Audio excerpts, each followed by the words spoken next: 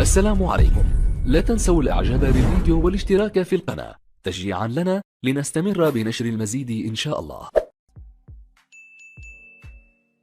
اهلا، كي دايرين؟ كنتمنى تكونوا بخير وعلى خير، اموركم مزيان. معايا بنت خالتي اسماء، اول مره غادي تشوفوها. اليوم عندنا واحد النهار ماشي فحال كاع النهارات، سبيسيال ديال بصح. ولد خالتي وخويا مهدي اللي مرضع معاه ولد ماما سعاد، واخيرا سهل عليه الله وقاد الوريقات ديالو وجاي المغرب، وحتى شي واحد ما عارف بلي راه هو جاي. انا واسماء اللي غادي نمشيو نجيبوه. حنا غادي نمشيو نجيبوه وغندخلوا عليهم في الدار. قلنا لهم باللي راه غادي نديروا النهار الاسماء بنت خالتي غتبرزوا داكشي مع يلاه تزوجات، قولوا لها مبروك. دونك هما كيوجدوا تما الغدا وداكشي، وحنا غادي نمشيو نجيبوا لهم مهدي.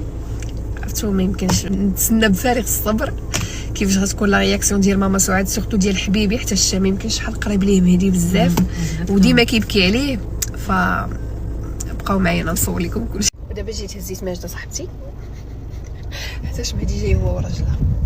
دابا غادي نمشيو جينا نشريو الورد. المهم هو الورده واخدينها، خدينا من عند الدري، ما بغاش يتخلص من عندي.